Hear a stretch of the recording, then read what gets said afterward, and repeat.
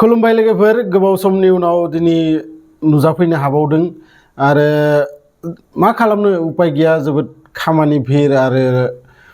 लोगोसे नखरनि दायित्व बेफोरखौबो सामलायनांगौ इसेयाथ' ओरैबायदि गोसोआ जे सब खामानिफोरखौ गारनानै नोंथांमोनजोंनो सानफ्रोमबो बिदि खनसे लोगो हमनो होननानै नाथाय उपाय गैया संसारनि जि दायित्व बेखौबो जोङो मावफानांगोन लोगोसे जोंनि जि गोसोनि लुबैनाय बेखौबो एसे मावहोलांनांगोन नङा होमबा आसलते बे भिडिअखौ लाबोनाय जादों थांनाय 30 जुन खालि 40 सुबुंफोरा तेलेंगानानि सांगारेड्डी होननाय थाइसे जायगानि केमिकेल इन्डास्ट्रियाव कई सेकेन्ड माननि गेजेरावनो जोंब्लावजोबनानै बे 40 सुबुंफोरा जिउ गोमानो गोनां जायो आरो बे निउसखौ नोंथांमोना बेसेबां सुबुंफोरा मिथिगो आंनो कमेन्ट बक्सआव लिरहरबानो जाबाय मानोना बे निउसखौ ना ससियेल मिडिया ना टिभि ना गुबुन निउस सर्सफोरजों जोङो खोनानो मोन्दों जों बे निउसखौ खोब फिसा किसुमान चेनेलनि थ्रुयैसो जोङो खोनानो मोन्दों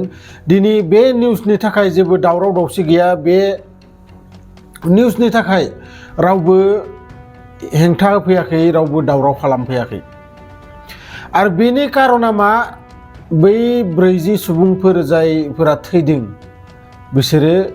गरिब मानसि बिसोरो खामानि मावग्रा मानसि दिनै बे 40 नि जायगायाव जुदि साबा सोरबा मन्त्रि एमएलए फोरनि अफिसाव बेफोरबायदि अर जोंब्लावजोबना थैनाय मोनबा दिनै गासै निउस चेनेल इन्डियानि गासै फेसबुकनिफ्राय टुइटारनिफ्राय जेसेबां ससियेल मिडियानि सर्स दङ गासैबो बेयाव बिजि जाना थागौमोन नाथाय बे सांगारेड्डीयाव जानाय जाथायाव रावबो बेफोरबायदि दावराव खालामाखै रावबो बेफोरबायदि भिडिअ खालामाखै रावबो बेफोरबायदि हेशटेग लगायाखै मानो जों सुबुंफोरा दा जोङो इन्डियायाव ओरैबायदि जालांदों जेन जोंनि भारतआ मोननै भारत माबोरै नोंथांमोननो आङो बुजायनानै खोन्थागोन जोंनि भारतआव खावसे ओरैबायदि सुबुंफोर दङ जायफोरा थाखा फैसानि अभाब गैया जायफोरा मेट्र' ट्रेनाव बा शेयार मार्केटआव जेखैबो जेसां माने बिथांमोननि डेभेलपनि कुनु सिमा गैया बेफोरखौ गासैखौबो बिथांमोना बाहायजोबनो हागो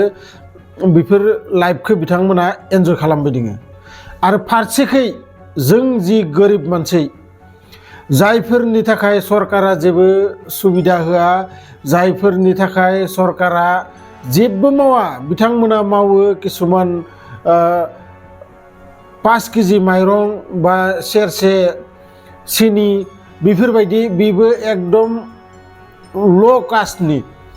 जायनि माने दामानो गैथारा जायखौ माने जाथावथारा बायदि बैफोरबायदि माइरं होनानै बैफोरबायदि सिनिफोर होनानै जोंनि गोरिब मानसिफोरखौ फारसे गोजा खालामगासिनो दोङो आरो बे बांसिन जालांबाय दोङो बे बिजेपि सरकार फैनायनिफ्राय नोंथांमोनाबो बेखौ नुनो मोन्दों बै केमिकेल इन्डास्ट्रियाव मोनसे ओरैबायदि ब्रयलार माने मोनसे टेंकि आरो बै टेंकिया चेन्ज खालामनो गोनां जानानै दंमोन नाथाय बिसोरो चेन्ज खालामाखैमोन आरो बेनि थाखायनो बै टेंकिया ब्लास्ट जानानै बै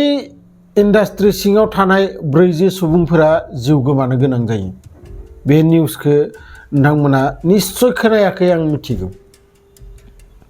आरो बियो तेलेंगानानि आरो बियो ओरैबायदि नङा जे गावसोरनि तेलेंगानानिनो सुबुंफोर दङ बेयाव जोंनि आसामनिबो सुबुंफोर थानो हानाय जोंनि नर्थ इस्टनि गुबुन हादोरफोरनिबो गुबुन रायजोफोरनिबो सुबुंफोर थाफैनो हानाय नाथाय जों सुबुंफोरनि जेबो दाम गैया जों सुबुंफोरनि जेबो मुल्य गैया मुल्य दोङो मात्र दा जोङो भट होनानै देरहाहरनाय बै मन्त्रि मिनिस्टारफोरनि बै गेदेर बिजनेसमेनफोरनि जों गोरिब मानसिनि थाखाय ना निउस दोङो ना ससियेल मिडिया दोङो जों गोरिबनि थाखाय खालि लिरनाय दोङो थैनाय नोंथांमोना नुनो मोन्दों सिगांबो प्रयागराजाव जेब्ला कुम्भ मेला जादोंमोन अब्लाबो गुबुन मानसि थैनाय आरो लोगोसे बै प्रयागराजाव थांबाय थानायाव ट्रेनावबो स्टेशनाव बेफोरबायदि थैनाय नोंथांमोना नुनो मोन्दों। लोगोसे दिल्लीयाव जोङो खामानि मावनाय जोङो आबाद मावनाय माइरंफोरखौ सरकारा जानो हागो, जों आबाद मावनाय गासै बेसादफोरा दिल्लीयालागै मोनहैनो हागो, नाथाय बै आबादारिफोरखौ दिल्लीयालागै मोनहैनो होआखैमोन। बेयाव लामायाव गाजाल दोना होनाय जायो, बै सुबुंफोरनो थाखाय दै सारस्रावनाय जायो, बै सुबुंफोरनि थाखाय आवगायलांनो हायै बायदि किसुमान गेस हेगारनाय जायो। साननानै नाय नोंथांमोन, जोङो सोरनो भट होनानै सोरखौ देरहाहोनानै जोंनि थाखाय जोङो मा खैफोद लाबोगासिनो दं। बेनि थाखायनो आं सानो नोंथांमोना जेब्लानो भट होनो थाङो अब्लानो खनसे साननानै खनसे मोजाङै ओरैबायदि सुबुंनो भट हो जाय सुबुङा नोंथांमोननो बा जोंनो जोंनि थाखाय खामानि मावो, जोंनि सुबिदानि थाखाय खामानि मावो। जायखिजाया भिडिअखौ माबोरै मोनखो नोंथांमोना कमेन्ट बक्सआव लिरहरबानो जाबाय। आरो लोगोसे जायफोरा गोदानै आंनि चेनेलाव फैदो, चेनेलखौ साबस्क्राइब खालामना लाबानो जाबाय, मानोना आं बेफोरबायदि भिडिअ नोंथांमोननि थाखाय लाबोगासिनो थायो। लोगो मोनगोन बिदिनो मोनसे इन्टारेस्टिं भिडिअ लानानै नेक्स्ट भिडिअआव। गोजोन्थों।